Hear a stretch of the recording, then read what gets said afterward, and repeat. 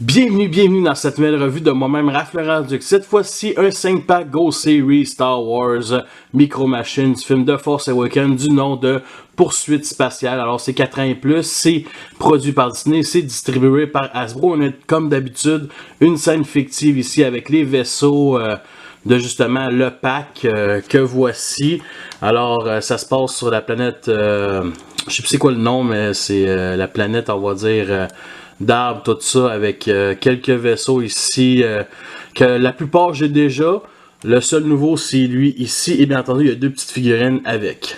À l'endos, c'est indiqué aussi le nom des vaisseaux, fait qu'on a le transport des troupes de la résistance en série or, le véhicule de quai principal, ça n'a pas de nom, transporteur du premier ordre, le Faucon Millennium ou le Millennium Condor pour ceux qui veulent être frustrés.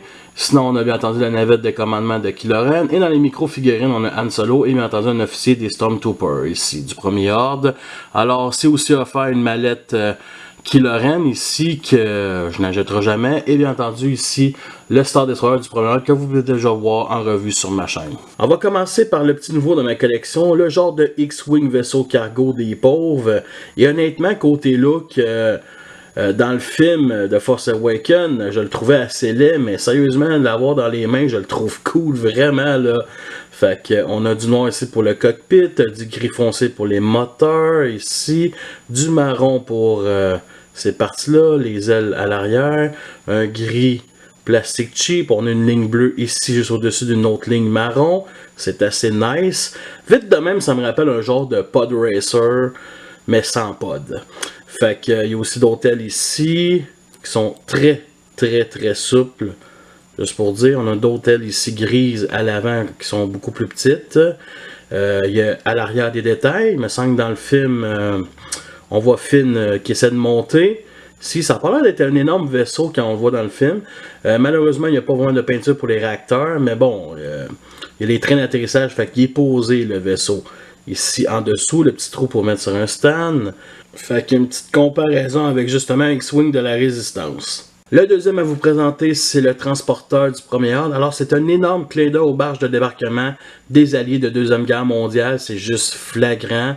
Genre la forme, on a même ici le cockpit surélevé. Justement, si dans l'espace il se fait tirer, ben la barge, il n'y a plus de conducteur. Fait que, à part dans 42 000 directions, fait qu'il y a comme 35 Stormtroopers, je sais pas s'il y en a combien là-dedans, qui vont mourir dans l'espace, fait que c'est pas vraiment intelligent, mais on s'en fout, c'est Star Wars, c'est une œuvre de fiction. Alors vous remarquez qu'il y a beaucoup de détails, ça manque de peinture, surtout admettons pour les trains d'atterrissage. On a de la peinture grise ici, admettons sur le contour de la porte, ici. Vraiment manque de détails ici, admettons sur le devant. Par contre sur le côté ça passe super bien. Sinon on a du noir ici pour le cockpit, genre de fenêtre qui, je vais répéter, très surélevé. Sinon on a du bleu ici pour les réacteurs. Des réacteurs qui sont vraiment uniques dans l'univers de Star Wars. C'est vraiment le fun d'avoir ce genre de design là. Et en dessous, on a aussi d'autres détails comme ça. Un petit trou pour mettre sur un stand. En comparaison avec vieux transport de l'Empire, alors je trouve que côté taille, ça pourrait fuiter. L'autre à vous présenter, c'est la fameuse navette de Kylo Ren ici. Alors, côté détail, on a bien entendu le cockpit rouge qui est mal peinturé, on va se le dire. Alors, on a du silver ici sur les deux ailes, qui est bien appliqué sur les réacteurs ici. Et là, vous remarquez que il y a des magnifiques détails ici, juste sur le dessus. C'est juste fou, là. C'est juste fou, là. C'est du micro-machine, là. C'est vraiment bien détaillé. Bien entendu, les trains d'atterrissage ici. En dessous, il y a encore quelques petits détails. Un petit trou pour mettre sur un stand.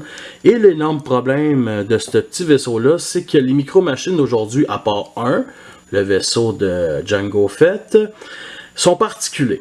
Ok, fait que les ailes, ça aurait été vraiment génial qu'on puisse les articuler. Ils sont vraiment cool aussi comme design. C'est vraiment l'inverse des fameuses navettes impériaux de l'ancienne trilogie.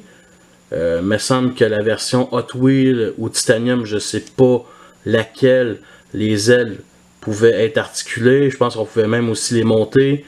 Fait que malheureusement, on n'a pas ça sur ce vaisseau-là.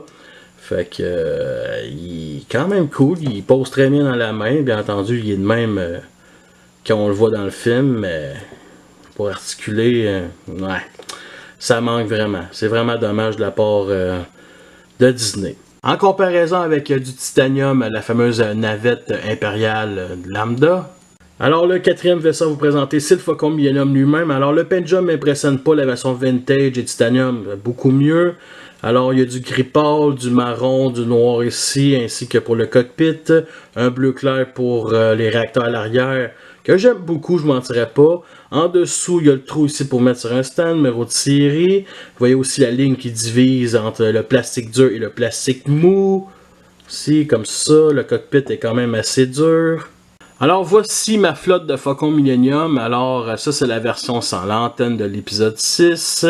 Avec l'antenne normale, ronde, deux versions pareilles. Bien entendu la version vintage qui date de mon enfance. Et bien entendu la version titanium. Si vous ne connaissez pas, alors j'aime pas vraiment l'effet doré ici, je trouve ça inutile. Et surtout, pourquoi ce vaisseau-là, ça aurait dû être tant qu'à moi la navette de Kylo Ren ou le Faucon Millenium, même si ça a déjà été fait dans un autre 5-pack. Alors, la seule bonne chose du côté doré, c'est que ça fait ressortir les détails. Mais bon, c'est ça. Sinon, à part de ça, ben, j'ai déjà présenté ce vaisseau-là dans une autre revue, fait que je vais juste faire une petite dernière comparaison ici. Fait que vous voyez la différence de couleur. Fait qu'un petit close-up sur la mini-figurine de Han Solo. Alors, on a quand même quelques petits détails ici sur le visage. Comparé à, mettons, les autres mini-figurines Micro Machines, il n'y en a pas autant. Fait que c'est quand même assez apprécié. Alors, pour les couleurs, on a du noir, du blanc, du beige, du brun pour les cheveux, du marron pour les pantalons. Et il y a vraiment un très gros gun. L'autre mini-figurine, c'est un officier du premier ordre. Alors, on a ici la fameuse épaulette orange. Sa face de clown ici. Beaucoup de noir ici. Un peu trop présent autour des genouillères. Je comprends vraiment pas. Il va en avoir un peu plus ici sur le bassin. Les abdos. Assez spécial. Il y en a même aussi au coude. À l'arrière. Ouais, assez spécial. Nous sommes rendus à la fin de cette revue, j'espère que vous l'avez apprécié, vous avez vu les pots et les cons. C'est un petit set que je vous recommande, par contre pour l'acheter plusieurs fois pour faire une armée, je ne pense pas vraiment. Alors côté prix, je l'ai pogné à peu près 6$ à mon Toys R Us, il est bien entendu plus disponible comme toutes les autres micro-machines. Fait que merci à tous d'avoir écouté cette revue-là, il y en aura d'autres, fait qu'abonnez-vous. Fait que sur ça, je vous laisse et à la prochaine.